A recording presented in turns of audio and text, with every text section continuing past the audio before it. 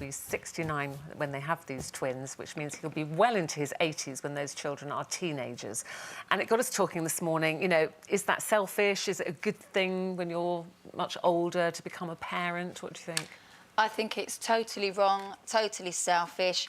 I mean, he's going out with married to a woman who's the same age as his daughter. It's all right for her, she's my age, 37. But come on, that's selfish, it's old. And I'm not being funny, if he wasn't Ronnie Wood, would she really look at him? He's not exactly a hunk to look at either, is he? No, in my opinion, I'd rather have a pillow over my face. But no, I think it's wrong. Sorry. Or you could say it's selfless because he has married a woman much younger than him. She's only 37. She wants to be a mother. I gather they've been trying for some time. How could he deny her that? If you love somebody, how could he deny her becoming a mother? She'll be there to look after them, hopefully. And also, there's no guarantees that any of us will be here to look after our children. Something could happen to her. She could have these babies and be knocked over by a bus. They'll probably have a nurse for the baby, but he'll probably need one as well.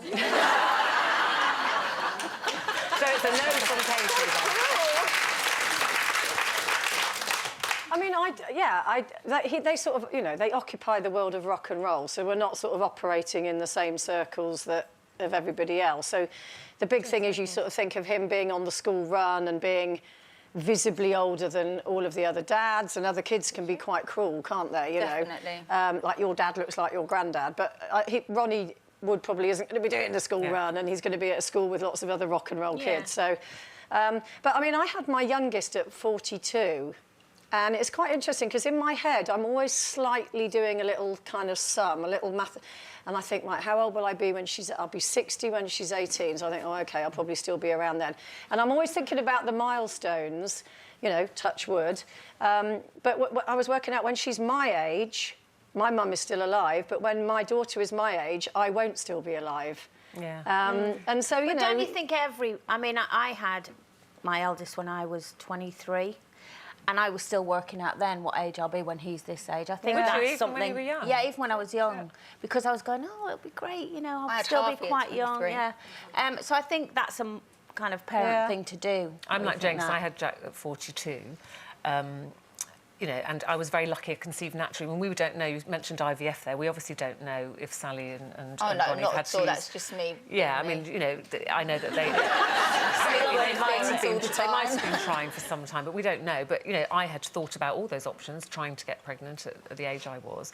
And like you, I try not to, because I just think, just live your life. You know, you've got a healthy son, a lovely husband, you've got a great family life. Just live your life. But I can't help just every so often clocking up going, if Jack doesn't get married, you know, people get married later now. If he doesn't get married till he's in his late 30s, I might not ever see that, or I might not ever see him become a father, or, you know, so I turn it around. Like, if a woman was 68, she probably couldn't even have a baby, could she? Oh, God, well, the thing is now... Imagine the stick there, that's what I mean. The thing is now, some women, some older women, I can't remember who the oldest woman in the world was, but she had twins at 60 or 70 or something, and the whole world was up in arms about it. But it seems to be all right when the guy does it. It's always all right for the guy. I think it's always been like that, hasn't it? I mean, men can father children much longer than women can actually get pregnant. I always think that there are things in life, like illness, that you can't account for. But you do in your head, you think, OK, so the average lifespan is, what, 77, 80 or something now? So they will be, sort of, say, 12.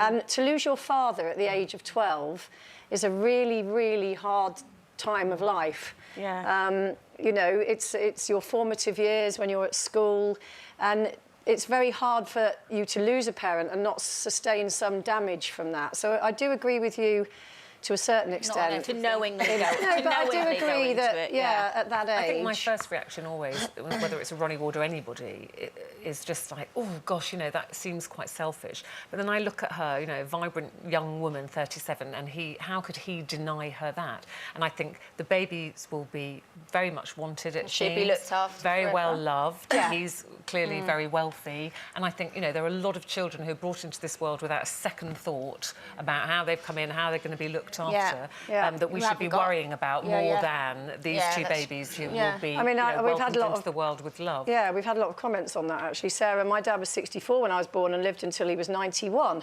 I had him around for longer than lots of friends who lost parents due to illness or accidents. Rachel, my husband's just turned 36. His father's 85. Every day my husband wishes his father was 25 years younger. Ageing is not kind, and age is not just a number.